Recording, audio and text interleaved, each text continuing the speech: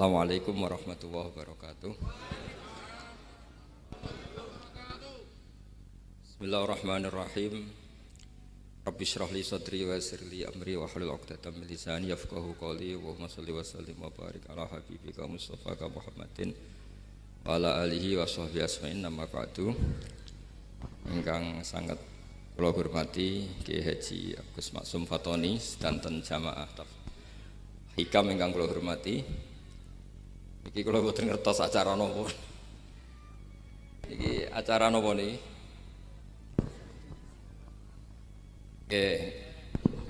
Nggih ngaos niki kula insyaallah ngaos 20 menit. Terus boten niki dirungokno tenan niki. Terus kula cerita kitab Hikam niku dikarang oleh masyhure disebut Ibnu Athaillah As-Sakandari. Niku muridipun Abul Abbas Al-Mursi. Ya muridipun sinten Abul Abbas Al-Mursi. Dados kula wangsuli malih nggih. Dados kitab Hikam niku dikarang oleh Ibnu Athaillah napa As-Sakandari. Terus beliau adalah murid dari Abul Abbas Al-Mursi. Abul Abbas niku murid saking Abil Hasan Asy'ari. Nah, ingkang menginspirasi perilaku ulama di Indonesia khususnya niku adalah tulisan-tulisan utawi madhab-madhab utawi pilihan-pilihan maslak thariqah ingkang dipegang kalian Abul Hasan sinten Asy'ari. Jadi niku nggih nguntungno tiyang Jepon. Madhab ini ora unik. Terus di antara yang diceritakan Syekh Abul Hasan Asy'ari, nate suatu saat ada seorang wali, di mana-mana wali itu nggih selerane namung kepengin parek pangeran, mboten kepengin dosa. Singkat cerita si wali ini berdoa di multazam, tempat paling mustajab, ya Allah, takdirkan saya supaya saya tidak pernah dosa lagi. Jadi ndonga supaya ora iso dosa meneh. Niku jawabe pangeran, fa aina adau ghufrani. Wong iku nek ora dosa iku sifat ghafur ku ora nganggur. Ya Allah niku wis kadung di sifat ghafur, zat sing akeh napa ngapurana. Dadi umpama donya iku ora ana dosa iku sifat ghafur ku terus piye? Dan niku sing dadekno tiyang boten terus seneng dosa niku boten, tapi seneng arep-arep rahmati Allah Subhanahu wa taala meskipun keadaane nate napa dosa. Kemudian itu jadi madhab yang membedakan ahli sunnah dan tidak ahli sunnah. Kamane jadi gerakan ekstrim. Ini ku ahli sunnah ciri khasnya niku mbok wong tahu dosa kaya apa tetap dianggap Islam. Ada kelompok ekstrim khawarij sing darani wong nak dosa niku berarti wis napa kafir. Jadi itu efeknya luar biasa dari madhab-madhab itu. Lalu kenapa madhab Abul Hasan Asy'ari yang kita pilih? Karena kalau orang Islam kamu kafirkan niku mboten ketemu, cara akal niku mboten ketemu. Nggih cara berpikir kita masyhur Abul Hasan Asy'ari ngendikan wong iku nak kafir mulai cilik nganti 70 tahun. Kula baleni malih nggih, tiyang kafir cilik ngantos 70 tahun. Itu kan menjadi mukmin itu hanya dengan melafadzkan apa? Syahadat la ilaha illallah Muhammadur Rasulullah. Niku hadhil kalimah satu ini. Kalimah syahadah niku. Niku saged ngilangi kekafiran 70 tahun. Artinya kalimat ini adalah kalimatun dakhala fihal kafiru al-islam atau kalimatun sara bihal kafiru musliman. Ini ngaji rileks, ini tanamkan di hati. Ini adalah kalimat yang orang kafir saja menjadi muslim, hanya sekali dilafadzkan. Masa lalu dengan kalimat yang sama tiang muslim menjadi kafir.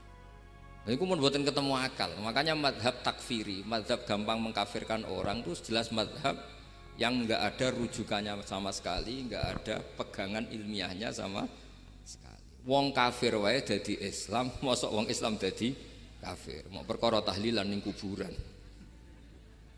Gara-gara tahlilane nyekel patok dianggap napa? Kafir. Mergo dianggap njaluk napa? Jaluk bae, jaluk kufur. Mulane dawuh Said Muhammad masyhur itu diterjemah di seluruh bahasa di dunia.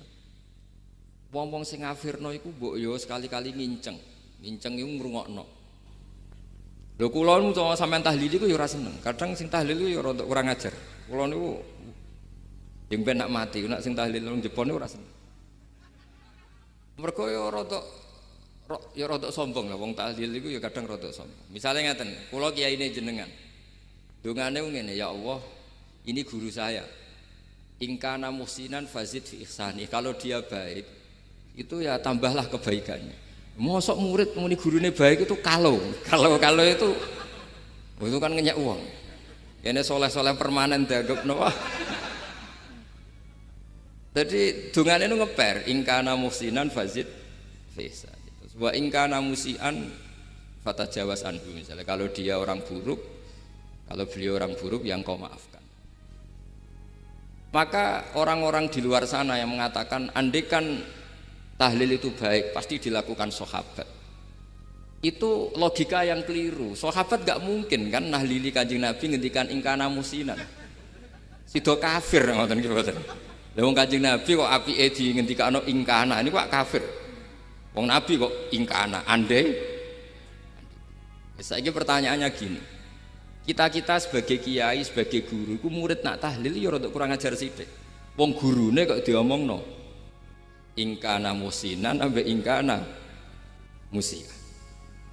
Nah pertanyaannya gini, lepas dari kayak rodok kurang ajar lah dalam tahlil itu rodok kurang ajar karena nyebut guru ora kode kana musinan tapi ingkana musinan. Maksudnya kalau sampean sebagai murid kan menapa kode kana musinan, guru saya benar-benar orang baik, bukan ingkana andekan orang baik.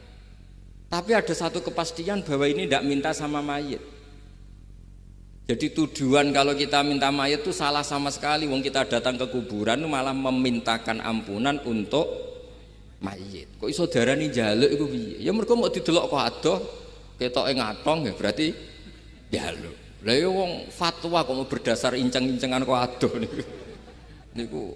Iku ora jelas ya fatwa ini. Paham gitu. Terus jenengan kudu yakin, enul yakin bahwa mazhab kita itu yang benar bahwa tahlilan di kuburan tidak kafir karena tidak minta ke mayit malah memintakan untuk mayit atau memintakan ampunan untuk mayit. Cuma redaksi sing rontok-rontok ngoten niku dikurangi lah. Nak kangge guru niku nggih dikurangi lah, dikurangi. Ya Allah, jenengan Maha Pengampun, kula suwun guru kula jenengan ampuni. Jadi ampun ngangge donga sing teng salat mayit. Nah salat mayit itu kan memang ada sanatnya, memang semua bentuknya seperti itu. Tapi nak ning kuburan kalau betul nanti itu ngotong Mbah Mun ngoten, ya Allah ini guru saya, engkau anugerahkan beberapa ilmu, beberapa amal yang manfaat untuk orang banyak. Kula suwun jenengan tampi, jenengan dat sing Maha Pengampun, jenengan ampuni. Tapi betul ngangge ingkana ini, tangan muga aku dadi kiai ini tersinggung. Murid orang ajar, masuk darani gurune apik iku andekan. Ya tapi berhubung ra paham ya alhamdulillah ya tahlil yang Wali Songo ya banter-banter nganggo mic. Lah sing kene paham ya rada risi, piye? Wali Songo darani ingkana iku piye? Wah. Dadi niku mareni iki, mulane kula suwun nak tahlil nyewa kiai sing alim lah, ben rada bener, ben rada bener. Tapi ampun nyewa kula mboten purun. Kula nu gadah pondok lah, dadi mboten saya masyhur susah diundang orang kecuali yang ada hubungan guru, hubungan sarang. Karena beliau lama sekali ngajar di MGS, beliau Gus Maksum itu lama ngajar di MGS. Jadi saya itu hanya datang di orang-orang yang pernah khidmah di sarang, terus yang pernah keluarga sepuh. Saya datang ke Jakarta ke Pak Quraisy Shihab itu ya karena Pak Quraisy itu lama sekali bikin diskusi tafsir. Akhirnya saya termasuk pengajar di pondok beliau. Jadi faktornya ya hanya karena itu.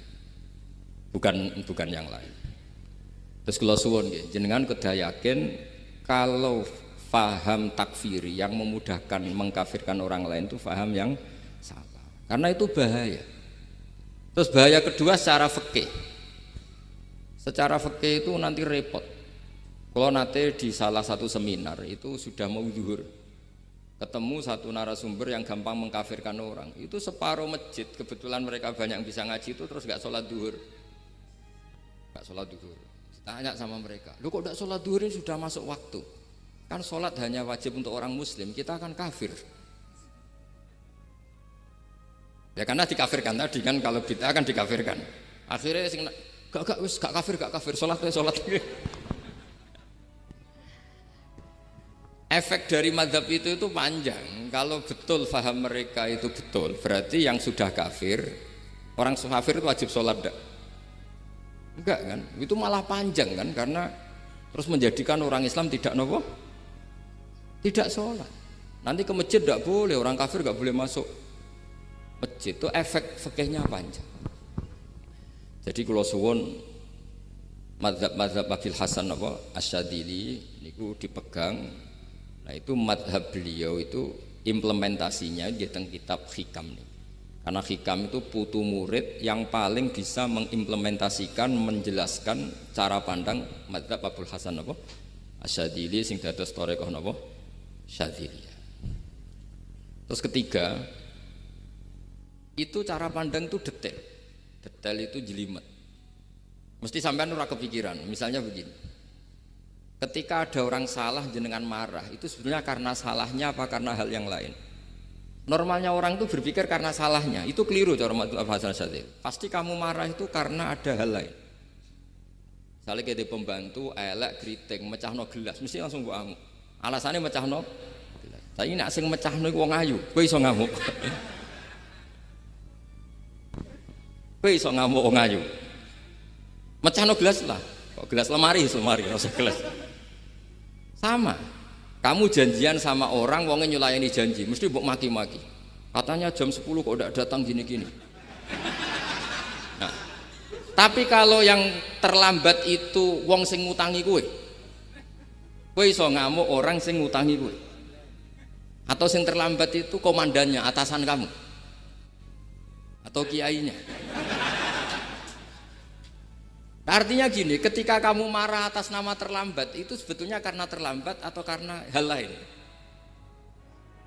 Nah, maksiat juga gitu. Cara pikirannya Abul Hasan Asyadzili, ketika kowe roh misalnya cawe itu maco naik apa lah ninja atau apa, mesti kowe darani wah luput suwuk. Tapi nak dikandani, niku putune jenengan. Mesti langsung ya Allah jenengan sepunten. Jadi sebenarnya kita kebencian sama orang lain tuh karena kebetulan tuh tidak keluarga kita. Coba kalau itu keluarga kita, pasti kayak mikir ulang. Kowe gedeng wong ra salat, mesti sebabnya dua. Satu tidak sholat, dua kebetulan itu tidak anak kamu. Kalau itu anak kamu pasti istighfar berhari-hari untuk dimaafkan Allah, bukan maksudno. Tapi kalau orang lain kue, pertanyaannya sebetulnya kamu benci itu karena tidak sholatnya apa karena plus dia tidak anak kamu? Nah itu pikirannya Abul Hasan apa? Kue ngamuk itu gelas pecah, itu perkara itu pecah gelas apa plus yang mecahno elek. Nah itu pecundang kita, itu cara pikiran Abul Hasan. Kita ini pecundang itu enggak fair, apa? Betul fair. Nah itu terus beliau diantaranya punya cerita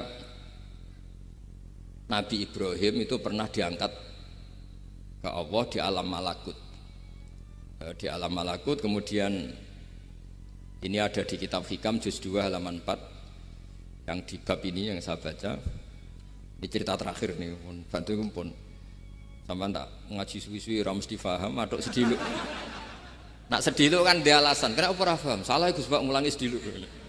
Lah nak suwi sampean ra paham malah ribet kan? Diulang suwi ra paham goblok tenan berarti kan gitu. Nah ini untuk menjaga harkat dan martabat niku ngajine sediluk mawon dan takoki malaikat. Kenapa ora paham? Salah Gus Pak ngajine sediluk. Jadi duwe napa? Alibi lah gak ada napa? Pembelaan. Nabi Ibrahim itu diangkat di alam malakut karena beliau seorang nabi melihat orang maksiat, ditanya sama Allah, ya Allah itu orang-orang maksiat itu makan dari rizkimu, menempati bumimu dan semua fasilitas engkau bikin. Lalu menurut kamu gimana Ibrahim? Ya bunuh saja, matikan saja. Sama Allah dituruti. melihat lagi ada maksiat yang berbeda, selalu Nabi Ibrahim usul itu dimatikan. Jadi Ibrahim pernah jadi garis keras lah, kira-kira keras sekali. Lalu suatu saat Nabi Ibrahim itu disuruh nyembelih Ismail. Disuruh nyembelih apa? Ismail. Bareng disuruh nyembelih Ismail, Nabi Ibrahim tanya, "Loh, ini anak saya ya Allah, ini samratu fuadi, ini buah hati saya, kenapa engkau nyuruh menyembelih?" Sejarah ngetikane pangeran, "Apa kamu tidak ingat ketika tak angkat di alam malakut beberapa hambaku kamu usul supaya tak bunuh? Cara Jawane, cara Jepone kowe ora rasane dadi aku. Aku iku pangeran sing gawe aku enak wae usul-usul kon mateni jare. Saiki gentenan, saiki anakmu sembelih. Rumangsamu udah di pangeran gak sayang mbek kawula. Kowe tak dadekno nabi ku kon dakwah ora kon mateni." Nabi Ibrahim nangis.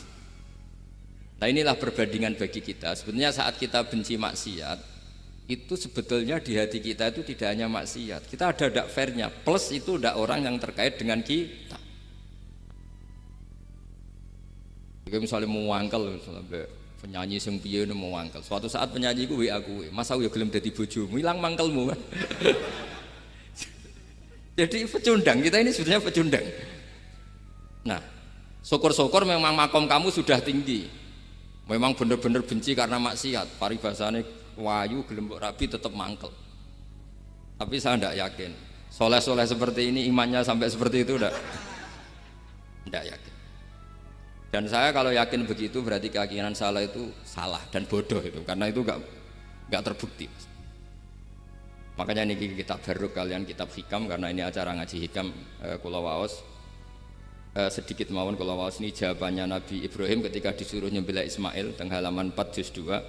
Allahumma hadza waladi wa samratu fuadi wa ahabbun nasi ilayya fasami aqailan yaqul ama tazkurul lailah allati sa'alta fiha ihlaka abdi awama ta'lamu anni rahimun bi ibadi kama anta syaqiqun bi waladik. Jadi Ibrahim, anak kamu sembelih. Kata Ibrahim, "Ini enggak mungkin Gusti, ini buah hati saya, kenapa engkau minta ini tak sembelih? Apa kamu tidak ingat pernah mengusulkan saya menghabisi sekian hamba saya? Kalau kamu bisa sayang anak kamu, saya juga sayang hamba-hambaku, enak wae." Mikir. Jadi makanya kalau suwon kita ini hidup harus insaf. Nak kira dia duit, iku yo mangkel tenan, loro tenan. Terus bojomu mbok kon sabar pas kowe ra ngekeki duit, iku yo ora fair. Wis ben-ben ngamuk. Satu, kelihatan cerdas. Memang kondisi nggak punya uang itu harus ditanggapi dengan marah. Masa diapresiasi? Pinter Mas kowe saiki dadi wong zuhud. Wah ya ribet. Wah ya ribet kan. Wes jos Mas sampean. Saiki ra di dhuwit, sampean dadi wong zuhud, wong waro. Tapi do mati bareng saiki. Jadi sebetulnya Allah bikin emosi itu andikan boleh dibahasakan wis dipikir. Walau la dafwahin nasa fa'dhum bi ba'dil lafasadatil. Jadi bumi ini sebaiknya itu diisi dengan sekian perbedaan. Tapi tidak konflik, perbedaan dengan konflik itu beda. Saya ulang lagi, bumi ini sebaiknya diisi dari sekian apa? Perbedaan, karena justru itu bagus. Saya itu berkali-kali bilang, andaikan tidak ada pikiran kedua, ini dunia ini sudah rusak. Harus ada pikiran kedua. Misalnya ono wong kok terlalu apik mbek kanca, mesti bojone sambat, wong gak men ngopi mbek kancane, ra tau ngapi mbek bojone. Tapi kalau ngopi mbek bojone terus, mesti kancane sing sambat. Wah, jok rabi lali kanca. Ribet. Manusa itu ribet. Kados kula dugi mriki ini hormat Gus Maksum. Nggih mungkin tok ganjaran. Tapi untuk dosa sithik-sithik ninggal pondok. Jadi ya sudah. Ya mau tidak mau, karena memang hidup itu tidak banyak pilihan. Ada orang sering ibadah di masjid, sholat, itu ya bagus. Tapi dia pasti tidak baik dalam sistem sosial. Umpama wong soleh kabeh ning masjid, itu donya akeh sing mati. Karena tidak ada tim SAR paling murah. Loh iya kan, wong kecelakaan, itu penolong pertama itu orang yang di masjid apa sing tukang ning dalan-dalan. Artinya sing ning masjid iktikaf mesti ra duwe ganjaran nulung wong kecelakaan. Artinya ada kebaikan yang pasti nggak bisa dilakukan orang yang sedang di masjid. Andai kan yang di jalan tuh orang-orang soleh itu wah dunia sebaldatun thayyibatu wa rabbun ghafur. Loh ya betul, Nabi pernah ditanya sahabat, ya Rasulullah kita ini senengane ngegeng di jalan. Ya kata Nabi, ya sudah nggak apa-apa, asal a'tut thoriq haqqaha, ya kamu memberi haknya jalan. Apa itu? Amar ma'ruf nahi mungkar. Maksudnya nahi mungkar gini, misalnya di bus itu ada orang soleh mayoritas, itu sing nyopet ya wedi, mergo mesti ditabuki wong akeh. Kalau yang di perapatan wong soleh kabeh, sing beda wedok ya isin. Mergo sing perapatan wong soleh kabeh. Lah masalah iki ra soleh kabeh, kemari ribet kan gak soleh kabeh. Jadi sebetulnya Indonesia itu aman kalau yang di jalan tuh soleh semua, karena perempuan lewat gak diganggu, ada copet gak berani, semuanya aman. Maka di Islam itu menyebut kebaikan itu jumlahnya banyak sekali. Tidak bisa kamu wah hebat-hebatnya wong sing ning masjid terus, tidak bisa seperti itu. Andai kan semua orang di masjid, nah ono kecelakaan pertama yang nolong siapa? Nah ono wong goleki alamat tuh takok sapa, kabeh ning jero masjid. Ribet kan? Nah, makanya ini Quran bikin aturan wala taq'udu bikulli siratin tu'iduna wa tasudduna an sabilillah. Yang enggak boleh itu duduk di jalan sambil mengganggu atau mengancam hal-hal yang baik. Tapi kalau duduk di jalan justru membantu hal-hal yang baik, maka ini disyariatkan oleh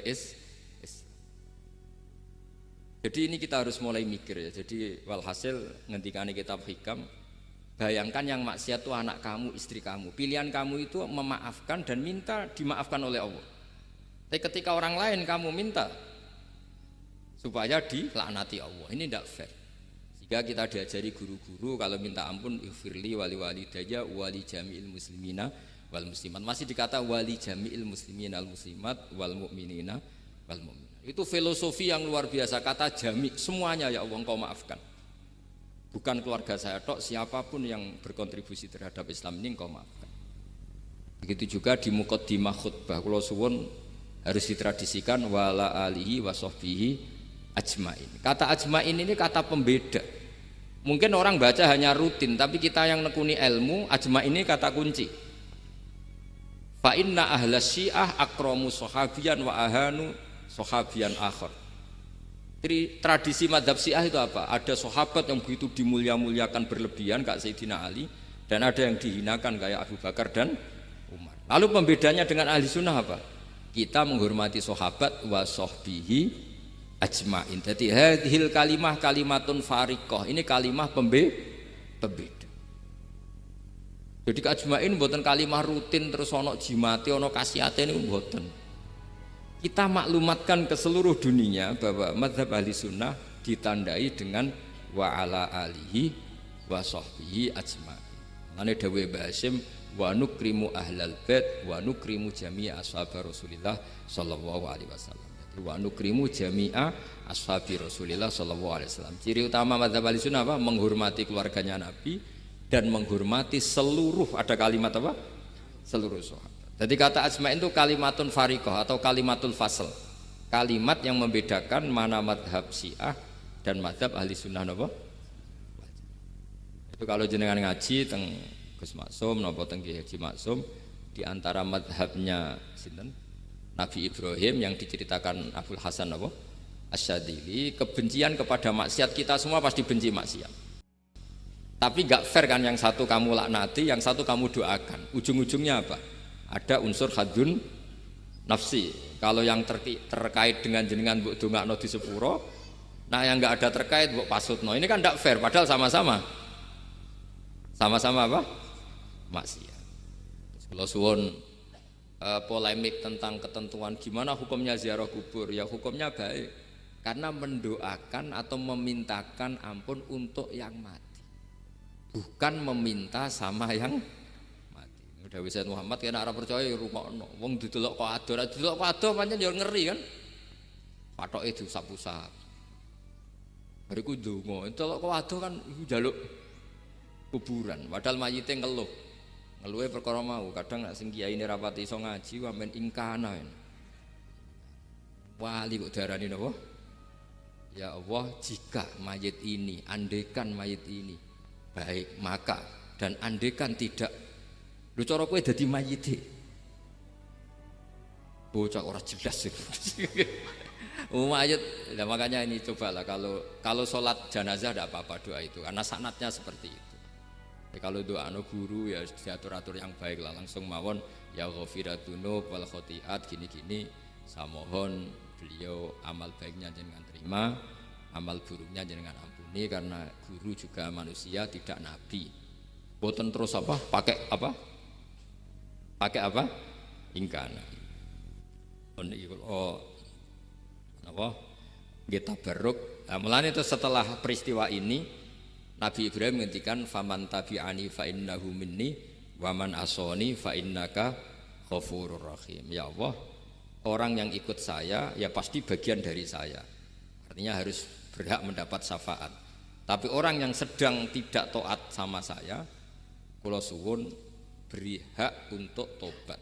Jadi ghafur itu artinya ya kasih waktu lah Gusti untuk tobat. Sehingga umat ini enggak berhenti berharap supaya yang sedang maksiat pun kita selalu berharap suatu saat pasti tobat. Kita berharap la'allahum yarji'un, la'allahum yantahun. Quran sendiri menghadapi orang-orang maksiat masih selalu diberi harapan la'allahum yarji'un, la'allahum yantahun. Ya tentu dengan sekian mauidhah, sekian hikmah, sekian amar ma'ruf nahi mungkar. Yang jelas kita sebagai ahlul ilmi ini tidak punya sanad model keras. Karena semuanya ini proses. Sama nggak bisa niru Nabi itu kan dulu perang Gus. Loh Nabi perang dulu itu enak. Enaknya itu Nabi mesti bener, musuhnya mesti salah. Itu Abu Jahal CS. Saiki kowe perang kowe ora mesti bener. Musuh ora mesti salah. Terus kok ape tegas piye oleh tegas wong padha ora jelas. Riyen tegas kan gampang, Nabi mesti bener. Musuhnya mesti salah. Kan penak. Anak sampean wah, sampean masih macake santri ini. Cara tukaran mbek tanggamu ora mesti tak bela. Ya mergo ora mesti bener. Wong bapak anak cerita kula, ana imam masjid sepuh, istiqomah geger mbek pengurus takmir.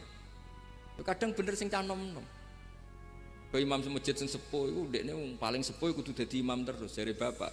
Iku istiqomah apa mau digenteni wong liya. Itu banyak alumni sarang, alumni Pelosok Lirboyo nganggur gara-gara sing tua itu mau digenteni. Nah, tapi misalnya kok sing nom ambisi ya salah, wong ono sing sepuh kok sing nom ambisi hidup itu udah banyak pilihan. Artinya gini loh, di wilayah istihad, di wilayah mikir itu potensi salah itu ada. Ya wow, kena abot keluargamu mesti sering ninggal bojo. Nah abot bojo mesti mengabaikan ibu kamu, saudara kamu. Nak ngono sing imbang Gus. Rai-rai pas-pasan wangel imbang. Ndak segampang itu ngelola keseimbangan itu ndak gampang. Karena hidup tuh wakana bena dzalika qawama itu ngukurnya ndak gampang. Misalnya sampean sholat soft awal terus. Ini ada ulama yang kritik meskipun sholat awal paling apik. Kowe iku sapa kok ngarep terus koyok paling bener ae. Jebule kok ngarep jebule salah. Lah yo kan kuat. Orang maksa salat awal terus ning Mekah, jebule salah. Jadi ono juga wali yang kalau salat itu nggak guri ditakoki, "Kenapa kowe sering nggak guri?" Aku iku isin. Madhep pangeran kok hebat wae kok ngarep. Banyak juga cara pandang ini karena wilayah istihad. Napa wilayah napa? Wilayah istihad itu kayak iya kayak enggak. Makanya dalam masa ya misalnya gini contoh paling gampang. Kalau ada bata, boto gaweane wong Rembang cek wong Blora, itu kan sering kena telitong dan telitong itu jadi materinya. Ono sapi ngising ning kono dibaro terus diolah jadi boto. Terus kemudian boto ini jadi masjid. Itu najis apa enggak? Najis kan karena disuci enggak bisa materinya najis. Itu hanya boleh di mazhab Abu Hanifah. Abu Hanifah itu mengatakan alatut tadhir itu 3, air, turab, debu dan annar, api. Alasannya mazhab Abu Hanifah orang mukmin yang dosanya banyak itu disucikan dengan api neraka. Berarti api itu min alatit tadhir. Sebab itu boto yang sudah dibakar itu otomatis suci. Tapi saya berkali-kali fatwa, tidak boleh dikiaskan kalau kamu tidak ada air terus nyolder air, tidak boleh. Nanti ada orang mandi junub pakai api. Mau ora karu-karuan. Ya sudah, contoh itu hanya nggo boto mawon, aja mbok praktekno nak wudu ora ono banyu berarti oleh nganggo solder ya ndak. Tapi itu kan ilmu. Ilmu itu ya seperti itu akhirnya Beberapa materi yang dari najis asal sudah ngalami pembakaran itu cara madzhab Abi Hanifah dianggap suci, kayak botol, kayak keramik atau peso. Dulu beberapa materinya peso ya kadang ada materi yang najis. Tapi ini sudah ngalami pembakaran, maka dihukumi suci. Mungkin kalau contohnya aja go wudu lah. Semuanya pesan gua aja digo wudu, aja digo mandi junub. Misalnya iwak itu kalau besar cara Syekh Nawawi Banten itu tae cek dianggap najis karena bentuknya besar. Sekian intikal madzhab Abu Hanifah pun digoreng pun kena api, pun dibakar pun kena api. Jadi berarti pun apa? Suci. Nah itu jenenge madzhab. Jadi madzhab itu orang itu berpikir kemudian kayak iya kayak enggak. Makanya terus ada apa? Ijtihad. Nah, makanya dalam ranah ijtihad itu orang enggak boleh saling menyalahkan, ya sudah itu sama-sama mungkin. Makanya kalau dalam ilmu usul fikih disebutkan ra'yuna shawabun yahtamilul khata' wa ra'yuka khata'un yahtamilus shawab. Pendapat saya itu benar tapi ya mungkin salah, pendapat Anda salah tapi juga mungkin benar. Ini yang menjadikan ahli sunnah wal jamaah itu fleksibel. Fleksibel itu rileks. Karena di luar masalah usuluddin, masalah tauhid, itu ya mesti begitu. Sampean sering silaturahim ning kanca-kanca ning dulur-dulur. Apik. Tapi takokno bojomu, wong kok amen lunga. Karena terus kadang silaturahim nak keseringan yo keliru. Silaturahim jam 09.00 wae wong kerja. Maksudnya piye? Ini kan makanya terus ada orang cara mencintai Nabi itu enggak pernah sowan. Ditanya, "Loh kamu itu mencintai Nabi kok udah pernah sowan?" Ya karena kalau saya sowan ganggu Nabi dong. Nabi kan punya anak, punya keluarga. Kalau nemuin saya kan artinya enggak ngurusi anak istrinya. Dan itu menurut saya benar, saya termasuk kiai yang jenis itu. Makanya kalau kamu sering sowan saya itu tidak tak biji bagus, itu tidak bagus. Itu pasti gagal. Tapi misalnya seneng kok rasuan ya lucu, wong seneng kok ora tau sowan. Sampean milih ndi coba? Ini kan lucu kan? Lho sowan tuh mesti gagal apa enggak? Enggak. Tapi seneng kok ora tau sowan ya lucu kan? Nah itu istihad, maksudnya istihad itu ya ada sahabat yang senang Nabi itu gak pernah sowan. Ya hanya datang ke masjidnya ikut jamaah, tapi gak pernah sowan. Ada lagi sahabat yang kalau disuruh coba wajahnya Nabi itu kayak apa, saya gak pernah melihat. Padahal bertahun-tahun jadi sahabat. Karena ijlalan lahu, saya sangat menghormati beliau sehingga saya merasa gak berani melihat wajah. Tapi banyak juga sahabat yang detail mensifati beliau, sampai hajibnya tahu, syaribnya tahu, semuanya tahu. Saking mencintainya, aku nak roh Nabi seneng delok. Sama-sama seneng, tapi cara mengimplementasikan itu wilayah-wilayah napa? Jadi kalau suwun terbiasalah dengan beda pendapat, dengan biasa mawon. Dan itu kita dilatih. Makanya wonten makalah masyhur ikhtilaful a'immah napa? Rahmah. Atau sebagian disebut ikhtilafu ummati rahmah. Umatku yang berbeda-beda. Beda itu bukan konflik loh ya. Beda pandang, beda sudut materi atau metode atau maslak niku semuanya asal ikhlas dan berbasis ilmu niku kabeh napa rahmat. Yes, ngoten mawon menami lami. Assalamualaikum warahmatullahi wabarakatuh.